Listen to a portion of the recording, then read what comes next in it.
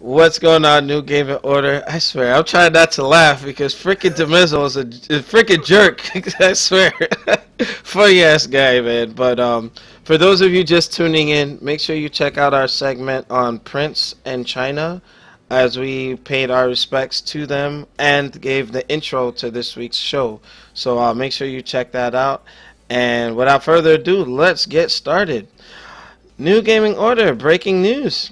And I think it came a little bit too late. Microsoft has finally ceased all production on new Xbox 360s. I wish On Your Knees was here because I'll be doing crowd cheering sound effects. And the reason why I say this, it was long overdue. I think Microsoft, yeah, here's why I say that. They were pumping too many resources and trying to support. Now, here's the thing. Hardware manufacturing, not software support. They're ceasing hardware manufacturing. I believe that's good that they're doing this so that they can try to salvage whatever they can and, turning the ship around. Or I think Phil Spencer did all that he could do with the Xbox One. But supporting two systems at the same time on the hardware level, it's stupid. I think that they realized that they were losing too much money anyway, so it's cutting off the dead fat, if you ask me. But I believe, 2005 to 2016. That's a decent run, very, very more than decent run for a Microsoft console. Being that there's still, what was that, juniors in the game. That was their sophomore system. But Microsoft had everything done right with the 360 in terms of making it easier to program for, using the RISC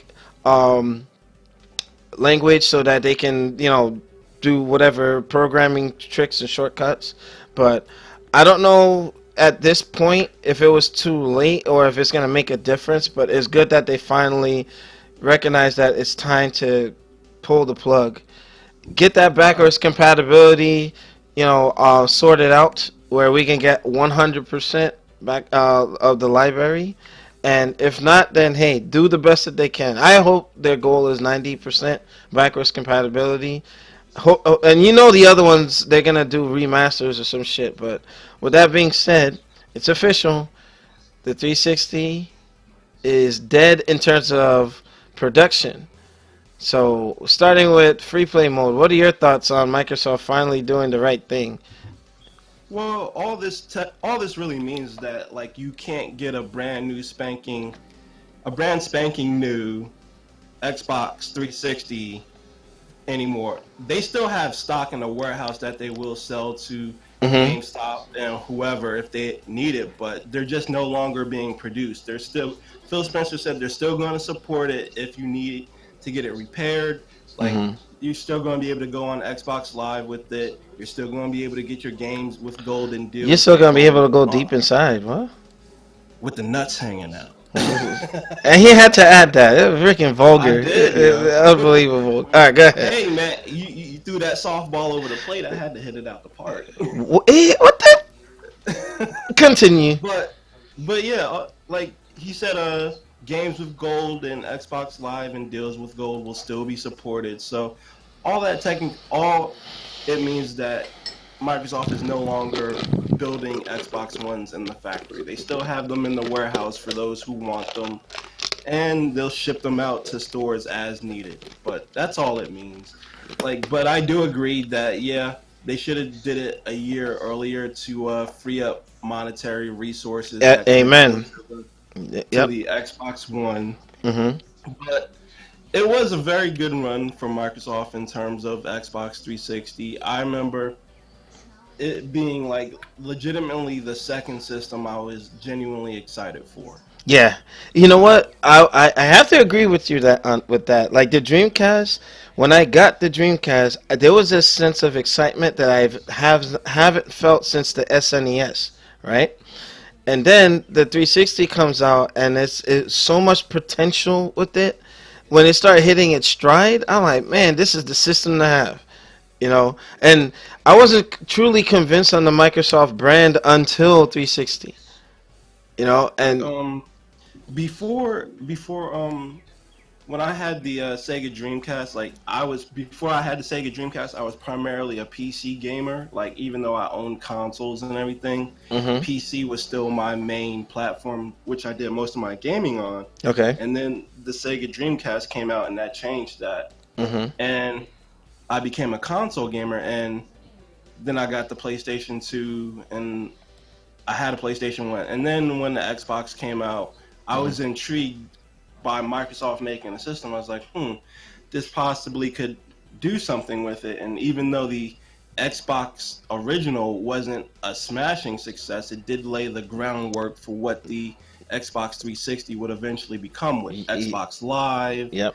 and like tons and tons. Like, even though first person shooters did exist previous to the Xbox 360 is where they truly hit their stride, like The, with Call of Duty and Halo 3, and mhm. it was just insane, man. It Yes. truly was. Yes, yes. And I would say this again, those of you from free play mode and New Gaming Order, if you didn't know this fun fact, me, Shinwar, and Demizzle in my house were first exposed to the Xbox because of Demizzle. He bought that thing off the 94 bus coming out here to Union with that huge ass bag with a freaking brick of a console and just slapped it on the table. We're playing Halo. And we sat there on Blood Gulch and Beaver Creek and doing that 4-player split screen. I was getting freaking massacred back in the day. But I would say that had I not been exposed to that, I wouldn't know the Microsoft console at all, you know. And I was a Sony head prior to that, you know. And then I just said, man, there's more out there. There's variety out there. So I have to thank the Mizzle for that. And I had the pleasure of owning a 360. I still have my Gears of War Special Edition sitting right here. When you hit the power button, you hear the chainsaw rev up and everything. And it was just a well produced system with the fact that, yeah, we know it had the red rings of death and everything, but Microsoft's response to the red rings of death, what was it, the 60%, 40% failure rate. And Yeah. man, Molyneux and all the damage control and all everything that they had to do to fix it. Much respect to Microsoft with that. Unfortunately, Dan Matrick fucked up the momentum for Microsoft in general in terms of the console thing. It makes me wonder. We already know that Microsoft, the whole global conglomerate, wasn't really in support of Microsoft doing a console. And I think Matrick was sabotaging it so that they could say, hey, this shit's fucked up. Let's not make a console no more. Because we know that Microsoft, or in the console market, it hemorrhages money from Windows, or not just Windows, but just Microsoft in general. They lose money, right? So how else can they get rid of it when they show, hey, this is not a good thing? I think Dan Matrick, wherever that fucker is now, fuck you for fucking this shit up. But giving somebody else a chance to talk on it. Khalif, what are your thoughts on Microsoft ceasing production on the X360? Well, yeah, man. Just like you said, it's about time, especially with this backward compatibility and all. So it's about time they phase the 360 out. But definitely one of the greatest consoles of all time. To me, one of my definitely top three consoles. I had a lot of fun with the 360, man. So it is sad to see it, stop production. But on a side note, that 360S, the little smaller one that looks like the Xbox One. That Yeah, one, I yeah, don't know why they yeah. did that shit. It's good actually. Didn't they take a port away from it or something? I heard they took a port away Oh, and no, that no, was no! It was actually updated because the original had the component cables, and then oh yeah, then they that's what added they took out. yeah, they took out the component and then they added the HDMI standard, and then after that they never looked back pretty much. So No. I'm talking about the one that looks like the Xbox One now. That the new remodel. oh, the You the know the slim. Slim. Or the the all the elite. the, the yeah, like the if y'all know which one I'm talking about. Yeah, yeah. It's the one. Uh It huh. looks like an Xbox One. It's the Xbox 360 that looks like an Xbox, the newest remodel that they did. I know Oh, it's you brand mean new. that small one? Yeah, Okay. the one it looks like an Xbox One. Not the I know which one y'all talking about, the elite ones. I had one of those. Those Yeah, were the yeah, good ones. yeah, yeah, But yeah, the new one, they took some shit off of it. But that's just a side note. I don't know why they did that shit. It looks yeah. pretty stupid to me. Uh huh.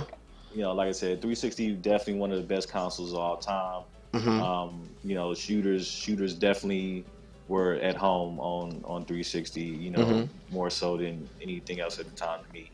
I Yeah. wasn't a PC gamer, so I mean, I can throw that away. Okay. Okay. Definitely sad to see it go, man. All right. All right. Takuma, your thoughts?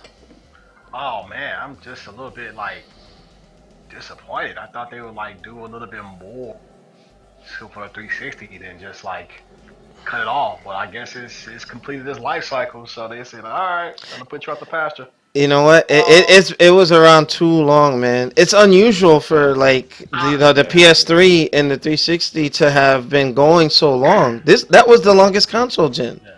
I just hope that that the games that the 360 provided us over the years, I Mhm. do hope they migrate those over to the Xbox One. You know they will. Yeah, eventually make them digital or like backwards compatibility and everything else. Not, make sure Mhm. we don't lose out on the great titles that we grew up with in the times of 360 and everything else. Whatnot, Mhm. got a lot of stories in this room to say about Mhm. 360. So for all the Yeah. memories in the games, I'm gonna have to like turn up a drink for them and be like, man, end of a Mhm. legend.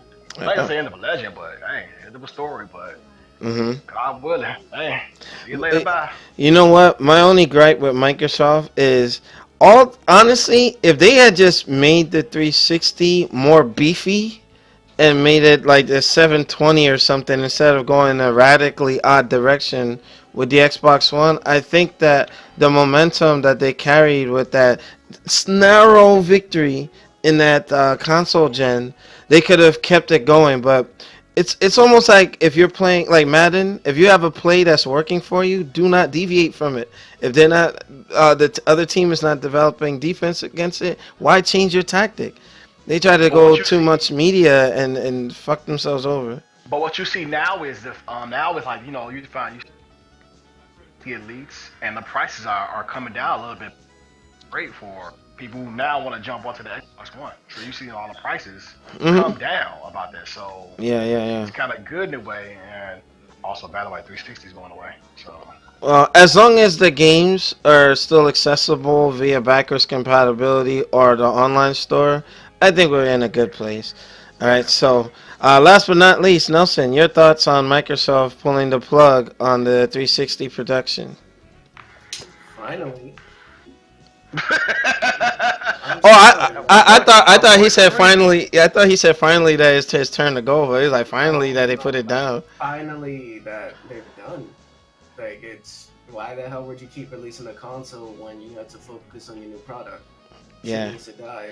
That's like But guess well what? deserved. I believe they did this so that they can focus on their next console. What sense would it make to keep manufacturing What on the Xbox One Part Two? What?